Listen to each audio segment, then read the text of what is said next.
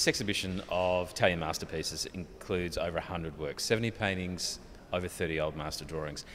We've worked with the Italian curators from the Prado, though, to construct a narrative that makes it quite engaging for the visitor. So it's starting with the Renaissance, so with works such as Correggio and Raphael, and then you go into a room dedicated to Titian. And Titian was one of the great painters that was actually attached to the Spanish royal family. He, in his lifetime, did over 40 works for them, and we have actually hit the last ever painting Titian ever produced in this exhibition, and one of the very earliest when he was only 20 years old. So there's a lot of those interesting moments that come through and roll out from the 16th century, then into the 17th century. You then go into the Baroque, so you're then going into the 18th century, and you've got great examples by Tiepolo, for example, and Tiepelo's son. So lovely connections back to the Melbourne collection. The Tiepolo, your famous Tiepolo, Antony and Cleopatra, has that been moved down to this gallery, or do you expect visitors to have a look at this exhibition and then move upstairs? We hope people will make that connection when they go upstairs. They'll see a work that is sort of very related in terms of palette and technique, so there's some lovely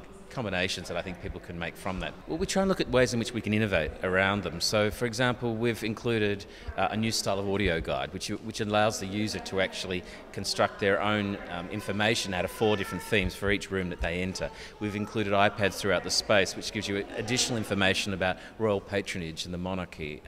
It talks about a curated music program of the time. The NGV's just had a big success with its contemporary show, Melbourne Now. So is this planned in a way to complement the old and the new? It's really trying to just show the diversity now that we're actively pursuing in our programming. We're saying that for international art, during winter we'll be looking at major historic exhibitions, and in the summer season we'll be looking at modern and contemporary art. Is there a particular work that you think encapsulates what this show is about and what that period is about? Well, in a way, the Raphael, the Holy Family painting, in a way does that, because it's just such an iconic work. It's regarded as one of the best by that artist. It's also only travelled twice in its lifetime, to Paris 2 years ago for the major retrospective, and here to Melbourne.